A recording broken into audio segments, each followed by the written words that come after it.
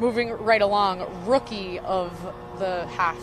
I went Dietrich Wise. Got to be Dietrich Wise. He's really the only choice here. I mean, with all the injuries that they've had to all their first-year players, basically the only other person you could make any sort of case for is Adam Butler, who just has been basically a less productive version of Dietrich Wise. So Dietrich Wise is the 100% clear choice here. I think we all agreed on biggest surprise as well, Johnson Batamosi. Yes. But I could just I'm saying that, I just skipped most improved, but I'm saying that because I feel like Wise could also fit there in that Derek Rivers was the guy that before he got hurt, we thought that if anyone were to make an impact, it would be him, and then Wise. I mean, I've been very pleasantly surprised by Wise this season. I think we're all kind of like, oh yeah, it's Dietrich Wise because he was so good during the summer, but yeah, if you look at it, 4th round pick coming in and being a really consistent performer there on the edge, 25 total pressures, 3 sacks.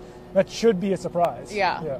So, but I know we went with Batamosi, who was also quite surprising. Yeah, so definitely. For most improved, I will go first. I decided on, and this was a tough one. I really went through a lot in my head.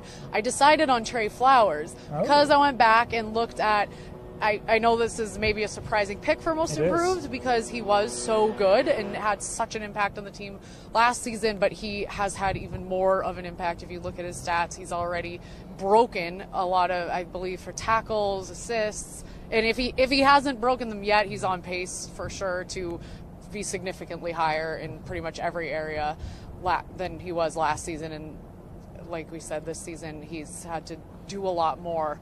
Played a lot more. Whereas last season he had a lot more he didn't even support. really become a main contributor until week 8 or 9 last season. So definitely a much bigger workload.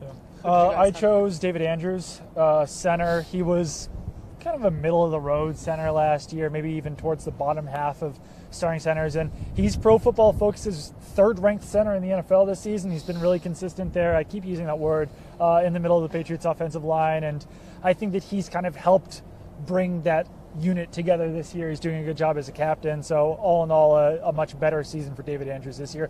And he just signed a big contract. So that's kind of a rare thing in the NFL for a guy to sign the contract and then get that much better. Yep. For me, it was Kyle Van Noy, who was he was a solid contributor last year. I think he was a rotational linebacker. He played, 40, 50% of the snaps after coming over from Detroit. And then this year, he basically doesn't leave the field. I mean, I don't think he was particularly good in the first couple of games of the season, especially against the run.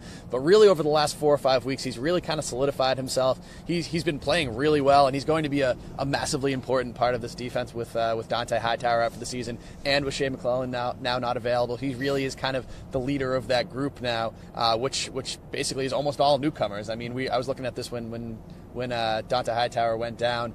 Everybody who's left joined the team either the beginning of last season or more recently than that. So he's one of the longest tenured people in that unit already. That's now. Crazy. He's playing pretty well of late. Yeah, and that's a good choice, especially I would even say he's like the most improved throughout the season. Yep. And one thing that I thought was kind of interesting was that I threw out on Twitter, who's your defensive player of the year or the defensive player of the first half. A lot of Patriots fans were throwing out Kyle Van Noy, and while I do think he's a good choice for most improved, I feel like a lot of those Patriots fans might have missed like the first 4 or 5 weeks of the season when he was definitely not defensive player of the year. It's a little recency bias there. Worthy, but over the last few weeks, he's definitely made major strides, and he is playing better than he was last year.